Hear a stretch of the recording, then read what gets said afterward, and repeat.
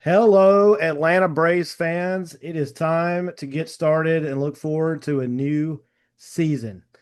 And to open us up, I just want to say that there's a certain kind of silence that comes only after a season like last year.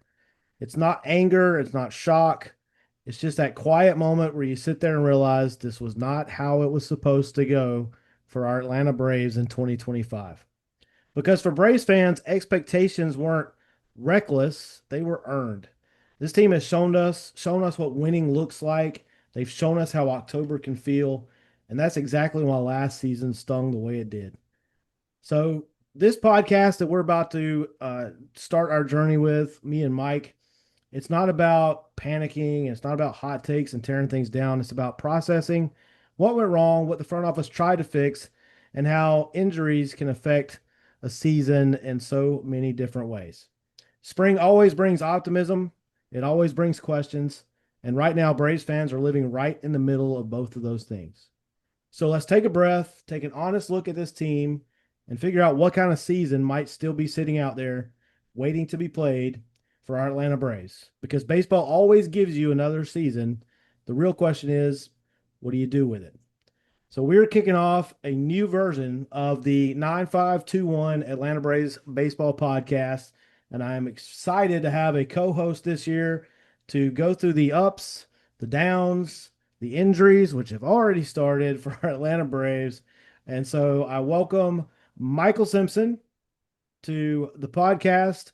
Mike, I want to say a quick intro and welcome aboard, buddy.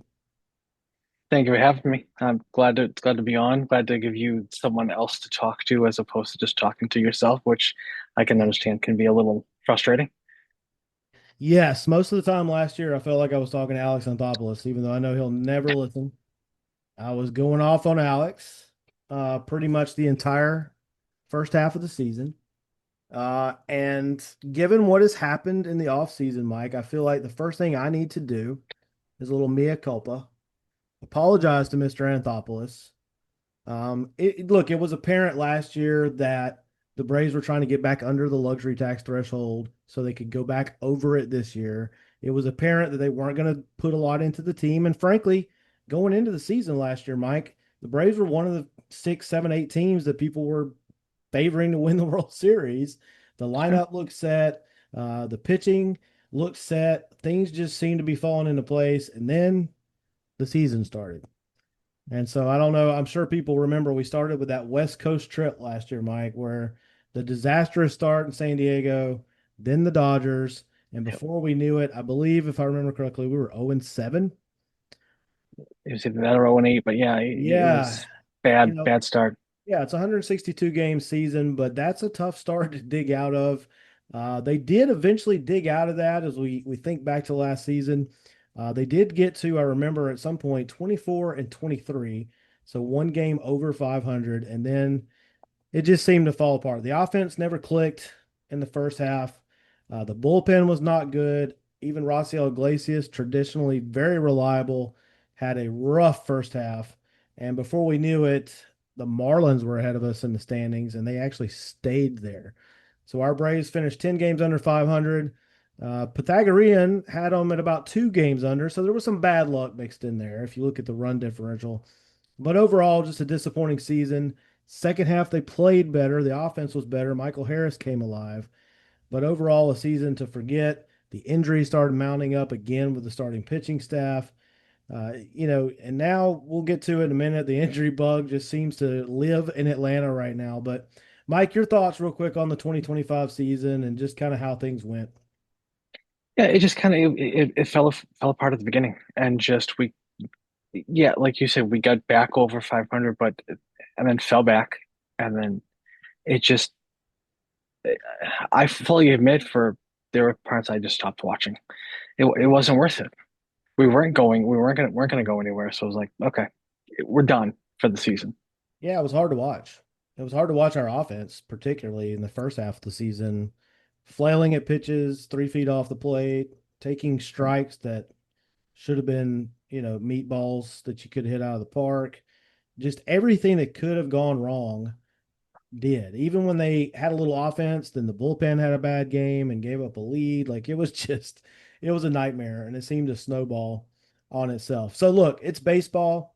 You have seasons like that. I was hard on Anthopoulos because I felt like we could have made more moves, especially to shore up the bullpen. He couldn't have foreseen the kind of down years that, Austin Riley had, Ozzie Albies had, Michael Harris, except for about 1.5 months, was just awful. Look, Mikey has never been a guy to take a walk, right? He doesn't walk much, but there was a stretch there where I want to say he had like 0 walks and some unbelievable number of at bats and plate appearances. This is Major League Baseball. You got to look for those opportunities, especially when you're a guy like Mike who can steal bases. You got to look for opportunities to get on the Mhm. base pass. So just a lot of things combined. And before we knew it, we're watching October from our couches and no Atlanta Braves for the first time in quite a while. So I tell you what, Mike, why don't we bury the 2025 season? Let's just move right into the off season because certainly things have been better. We did get the bad news yesterday, I guess it was, but we'll get to that. But mostly the Hot Stove League has been kind to the Braves. And when you start to look at especially the pitching staff, I talked about that lack of Yeah. depth. We get a starter injured and we got to bring Bryce Elder up. And no offense to Bryce, dude's a warrior. He gave us some innings. He fought and he had some games where he was really good. But unfortunately, he had a lot of games where he was not really good. So now I feel like we're building some depth there. We get Grant Holmes back. We get Ronaldo Lopez back, although we're not sure exactly when. We think it's soon. And then Schwellenbach and Chris Sale, Shawver. I mean, this is a team that's loaded with pitching talent if they can stay healthy. So as we look ahead now, Mike, how are you feeling about that pitching depth as we move into spring training?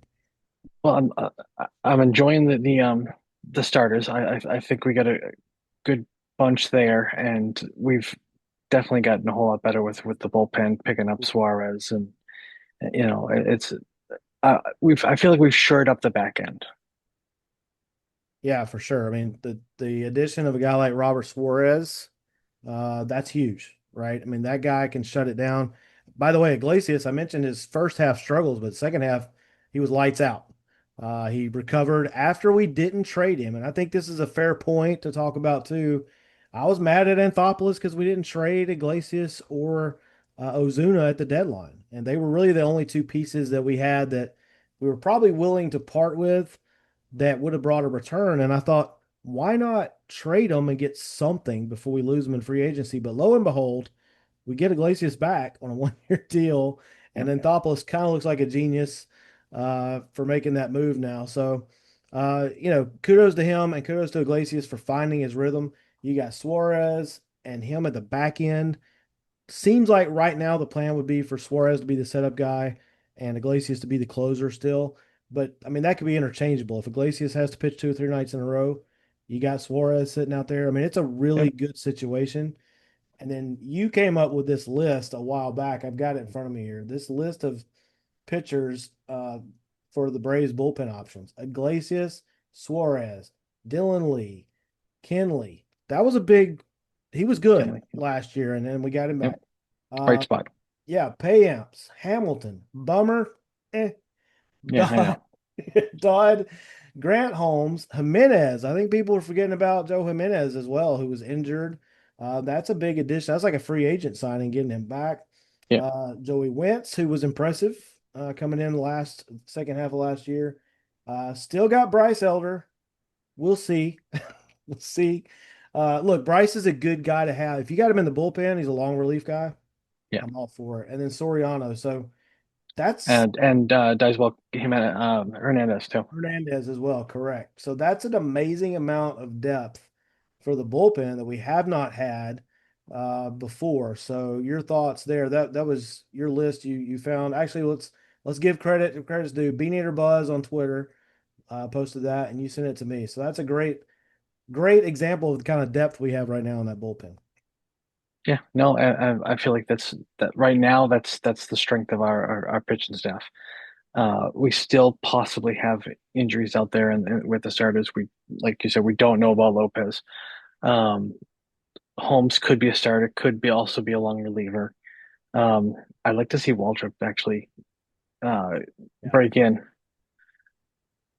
Yeah, absolutely. And look, we're recording this in mid-January, so Double A may not be done. I mean, there could be It's true. another solid starter. I was really kind of hoping we'd pick up Ranger Suarez, but unfortunately, he went to where Boston. did Boston? Boston. Yes, yes, close to your home there, Boston. Yep. So yes, but there's still some other guys out there. So maybe he'll make another move, and it doesn't have to be anybody lights out, but just to give him one more kind of fifth starter where you can use Grant Holmes, Bryce Elder, kind of as that middle relief, long relief guy. So still some possibilities as we move into spring training.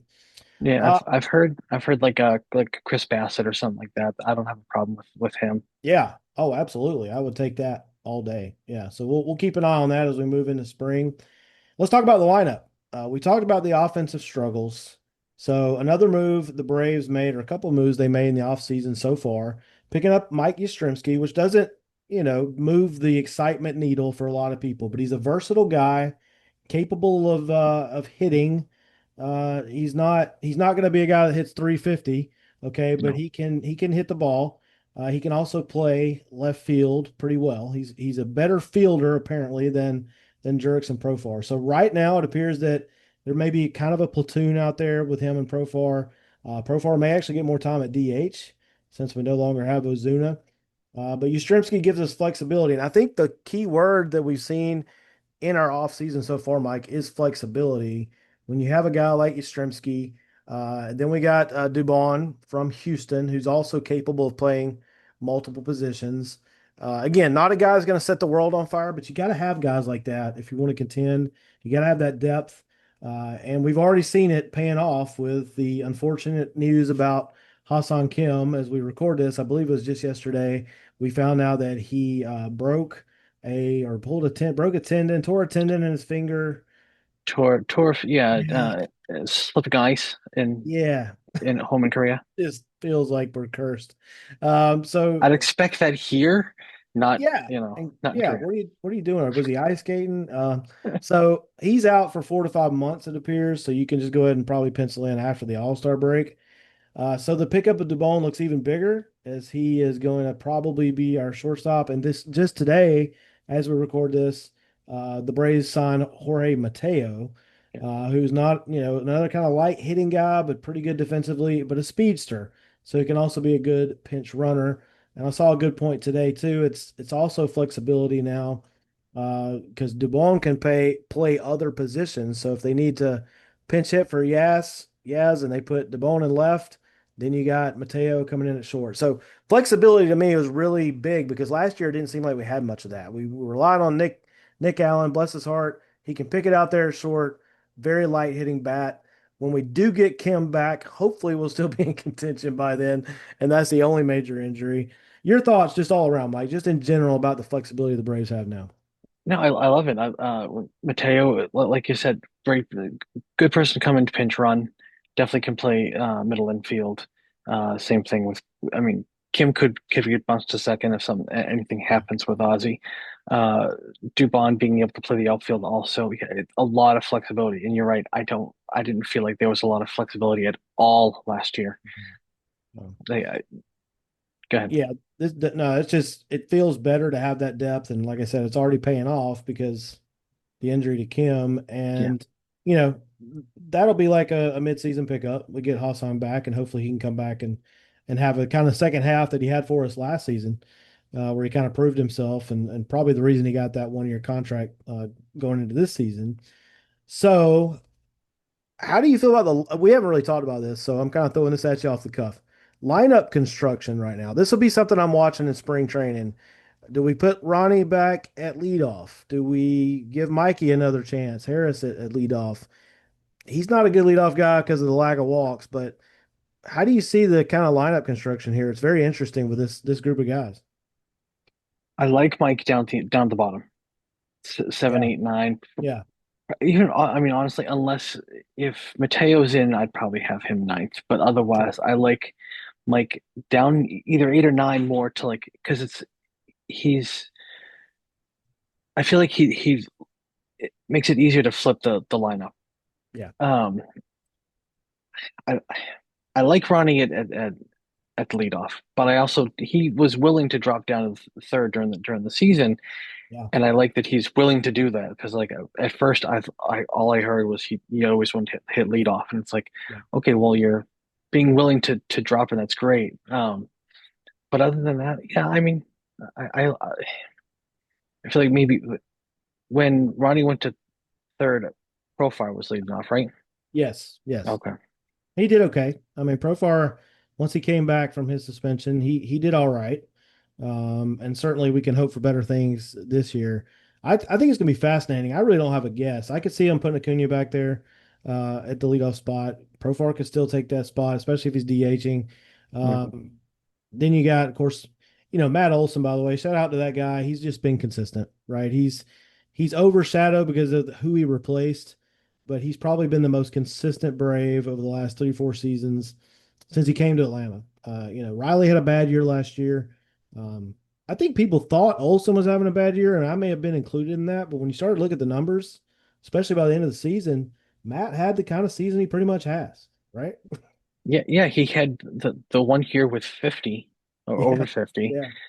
That's not him. That's not No, he's not going to have that season every year. Like right. I hope people aren't getting spoiled by thinking that's what we're getting, 50 homers. No, that's not what Matt is. He's 35, 40 most of the time. Yeah. Yeah. And you look at it, I think he ended up with the second or third highest WAR among first basemen in the National League. So, he did his job. The rest of the lineup was very inconsistent. Ozzy very kind of all over the place. Austin Riley, I said this during the podcast last year. That guy's got to play to the contract that he was given. True. Uh, he was paid and treated like a future MVP candidate, and he has not lived up to that. So I hope that this is maybe the season that Austin takes a leadership role and says, "I'm going to put this team on my back and dedicate myself to making them better," because I feel like he's capable. We've seen him do it in stretches. I want to see Austin Riley have the kind of season, not necessarily win an MVP, but at least be in the conversation at some point. And I think if we can get that, we get normal Matt Olson, we get Acuna being Acuna and stay healthy. We get Profar doing what we need from him. That lineup starts to look pretty darn dangerous. And that's before we even talk about any of the other guys. So, if Harris starts hitting at the bottom of the lineup, that adds a whole nother layer to it. Like you said, you turn that lineup over. So the pieces are there, Mike. When you look at this team, we thought this last year too. So I'm going to go into this with a lot of caution, but the pieces seem to be there all over. And we don't even know what this will look like by opening day. There could be more moves to be had. Uh, I'll just say it, Mike. Are the Braves capable of standing toe to toe with the LA Dodgers? We have the talent. If they can produce, then yes, yes, we can. I think us, Philadelphia, and LA, I think are the best constructed teams right now in the NL. Yeah. Yeah. I agree. That's a great segue, Mike. Let's talk about our NL East brethren, or maybe we shouldn't call them that, but the Phillies have kind of Mhm. taken over our spot at the top of the division. That's rightfully ours, so hopefully we'll take it back. So far this offseason, the Phillies haven't set the world on fire. Um, they're aging. There's no question about that. Bryce Harper getting up there a little bit. I mean, he's not old by any means, but there's a window there that's definitely closing on the Phillies. Zach Wheeler's not getting any younger. Um, Do we even know about his health either, too? we don't actually, we don't yet, and that's a huge question mark. So great point. I see them taking a step back, and so far at least, the Metropolitans have not made any earth-shattering moves. They did get Bichette, but does I almost said Dante? That's how old I am. Does Bo Bichette move the needle for you? Like, I'm not that move didn't scare me very much. No, it didn't. It didn't for me either. I thought he was good in Toronto. At watch the World Series, and he was able to come back and at least hit in the World Series. But no, it didn't. It didn't move me. Where is he going to play? He's now playing short, which is what normal position is. Yeah. Is he playing second? Is he playing third? And it's Lindor and Soto. and that's it. Yeah. Like the Mets don't impress me by any means. No. Yes, you traded for Semien, but Semien's getting older. You gave away Nimmo, who I think actually was one of your better players anyway. And of course, Alvarez, a Pete catcher, is, Alonso. I and yeah, mean, Pete's gone. Who's playing yeah. first? Yeah. You can have everyone else at the in the rest of the infield. Who are they throwing it to? Yeah. And Pete not only, I mean, he's their first baseman. He hit well, but I feel like he was also kind of the heart and soul of that team as far as clubhouse Yeah, leadership. And who in the world are their pitchers? yeah. Who are their pitchers? You know, they Besides Senga, I mean, that's yeah, it. they did it with smoke and mirrors for the first half of last season with some guys that we were like, who are these guys? And they pitched pretty well, but then it kind of fell apart on them in the second half. Soto doesn't seem like a leader. I don't think he's No. happy in New York with the Mets. So yeah, I mean, it sounds like to me, just based on this conversation, if our boys don't win the division, something went terribly wrong again because I just Mhm. feel like they're the best of those three teams as constructed as we talk about this in mid January. That could change. The Phillies could make a big move. The Mets could make another few moves. They certainly have the money. But right now, I don't see us finishing behind the Marlins again. And the No. Nationals are still in the middle of whatever their 5, 6, 10-year rebuild plan is. So, your thoughts on the NL East, Mike? I agree with you when it comes to it. Unless something goes terribly wrong, we should win the division. Could the Phillies beat us? Yes. They're the I would say it's us and them for the top spot. I would not be shocked if the Marlins uh, leapfrog the Mets and are in third place. And if something goes wrong with the Phillies, I wouldn't be shocked if the Marlins are in the playoffs. That's a wild. East talk, just we feel confident that if the Braves play to their capabilities, and of course you got to throw the injury bug in there, they should win the division based on how the season goes, additions, subtractions. Maybe this team can rival the Dodgers. I mean, that's the standard right now. You got to beat the Dodgers. Unfortunately, they're in our league. We're not even going to get to the World Series unless we go through those guys. So, I mean, honestly, we don't want to get too far into that. We're going to talk about this with our full romantic about baseball team soon. But couldn't we just go ahead and give the Dodgers the NL West title? Like, can we just tell Yeah. them they're the NL West champs? Nobody's going to contend with them for, for that division, right? Padres are That- only one with a chance, and no, they're a mess. yeah, So yeah. no. That discussion for another day. But all right. So I think we'd be remiss, Mike, because actually, as we record this episode, the next day, tomorrow, uh, we're going to find out if our guy Andrew Jones has finally been elected to the Baseball Hall of Fame. For my money, in my lifetime watching baseball, I'm 48 years old, been watching baseball a long time. The best defensive center fielder I've ever seen. Uh, and, the guy hit over 400 homers too. Let's don't forget, he could bash. So it's looking good based on the ballots that we know about. Last number I saw, he was around 85%, 84-ish. He needs stuff. 50% in. Yeah. So your thoughts on the great Andrew Jones? Oh, I agree with you. Greatest defensive center fielder I've ever seen. By the metrics, greatest defensive center fielder ever. Yeah. Uh, no shade thrown to Willie Mays. Willie Mays, one of the Oh, absolutely not. greatest players Yeah. in the history of baseball. Yes. Defensively, Andrew was better.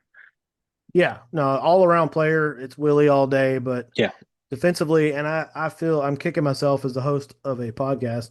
I saw this stat, I think it was on Twitter the other day, or whatever we call it these days, um, about the number of runs saved by Andrew over that period of years and how many more runs it was than the next guy in that yeah, position. And it was I think over 150. And just insane, insane. yeah. My lasting memory of Andrew, of course, is the '96 World Series. He comes on the scene as a rookie, hits two home runs, seemed to be on our way to a World Series back-to-back title. Don't get me started on that one. I've already talked to you about that. But yeah, that's one of the lasting memories of Andrew. I'm hoping tomorrow we find out some good news, and we'll definitely be talking about that on the next episode. Oh, I hope so. I really do. I've seen so many highlights of games that I remember seeing, but now I'm seeing the highlights and going, wow, yeah, like Yeah, a diving catch to end a game in Montreal. Glavin yeah, turns around, looks at it and go, wow. yeah, Just like yeah, even yeah, he was like shocked by it. Like yeah. yeah, insane. Just like getting to balls that no one else got to. And would always everyone would always compare him and Edmonds. And I would like, yeah, no, he gets to balls that Edmonds has to dive for. He gets Yeah. it to him on a trot. He doesn't, there's no, Yeah. Yeah. that's why everyone's like, oh, Edmonds is really good. Yeah, he has to dive for every ball because he's misplaying it. Right. Andrew had that natural instinct of Yeah, where to go as soon as the ball left the bat and had that step on it before. So he didn't always have to make those diving catches. yeah. And Andrew wasn't the fastest guy. Now he could, when he was younger, especially, he could get out there and run, but it wasn't necessarily the speed. It was that instinct and having that first step knowledge of where's that ball headed to.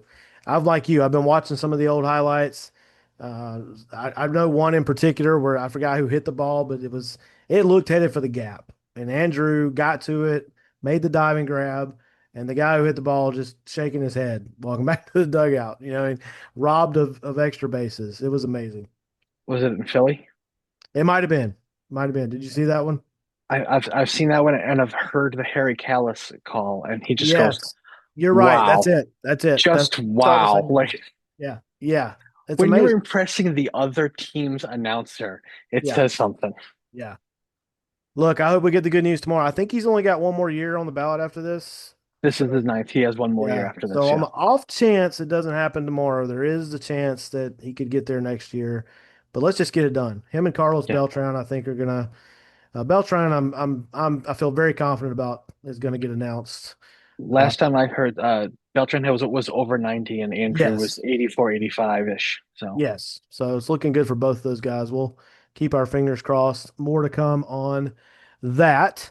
And then, so here we are, Mike. Spring training right around the corner as we record this. We're down to the final four in the NFL. So once we get that Super Bowl thing out of the way, we'll get to pitchers and catchers, and then full spring training. We talked a little bit earlier about one thing we're looking at for spring training is lineup construction. Anything else you're kind of keeping an eye on as the Braves get into the spring? just seeing what happens with the starters for the most Yeah. part, like figuring out who's actually going to be those five. Yeah. Yeah, it's a good problem to have for a Yeah, change with some depth there. Again, as long as they can stay healthy, that's the key. Hopefully we can stop saying that at some point and just assume that they'll be healthy. Maybe. We'll see how that goes. I can't wait to get to the ballpark. I love going to Truist. I know you're up in the Boston area, so it's a long trip for you, but um, just getting to that ballpark, that first weekend that I can get there, can't wait. Looking forward to it. I I was telling the wife the other day, Mike, I really just go ahead and kick me for saying this out loud. I think the Braves got something working this year. I'm optimistic, which is not usually my nature when it comes to the Braves. So that probably means we're going to go, 62 and 100. I don't know, but hopefully not. We're going to talk more deeply about a preview. We talked about this before we started recording. As we get closer to the season, we're definitely going to have a big preview show and kind of dive in deep. But just kind of as we move into spring training, your overall thoughts. Are you optimistic? Or are you taking a wait and see? Kind of where are you feeling at on that optimism spectrum right now? I think like every year with any sport that I watch, I'm cautiously optimistic. Yes. I always I want us to no matter what sport I'm talking about, I want us to make the playoffs Yeah. and hopefully we can contend for a championship. And I don't see a problem with the Braves doing something like that. Yeah, I mean, we're in that era of baseball now where just get in the tournament and see what Yeah, happens. I mean, 2021 was pretty much that. The Braves were not the favorite going into the playoffs in 2021, and they came out on top. So we couldn't even figure out who was going to win the division that year. that's Like right. It was a terrible division. It it was was terrible. Yeah. it was mid-August by the time Yeah. someone finally took a lead and got a little bit of space there. Yeah. I think we won 86 games that year, 87. I Something mean, like that. It yeah, we were the wasn't worst of much. the division winners Yep. going in. So, hey, look, get to the tournament. We missed it last year. Let's get in there. And as much as we talk about the Dodgers, The Padres had them on the ropes or season before last. Yep. Certainly, Toronto had every opportunity to win that World Series. You They just came never, within an inch. yeah, literally, like literally an inch, just a half inch more lead for the runner, and the Blue Jays are world champions. So baseball is great because of that, because you just don't know. It's not a foregone conclusion. It Yep. seems like it might be, but it's not. So let's enjoy this baseball season.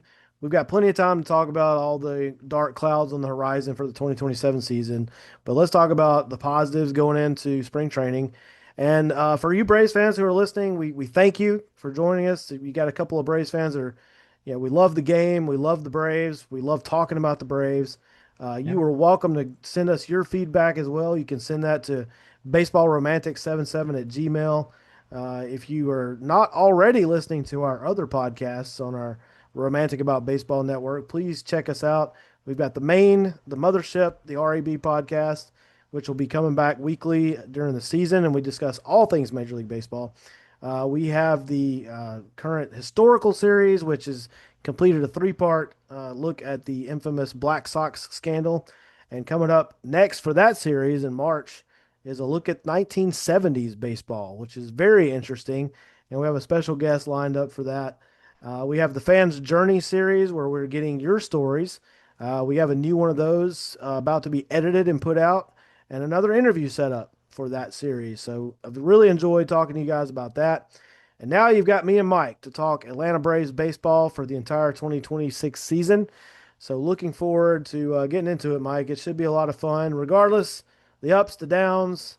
We're going to be here to talk about it, good, bad, or It's true. ugly. This is true. So, thank you guys for tuning in to our first episode. We are going to do this weekly, and we are going to usually release these probably on Tuesday or Wednesday, but we'll keep you updated on the Facebook page and our Facebook group for the 9521 podcast. So, until next time, I will sign us off for Mike, and we will see you at the ballpark.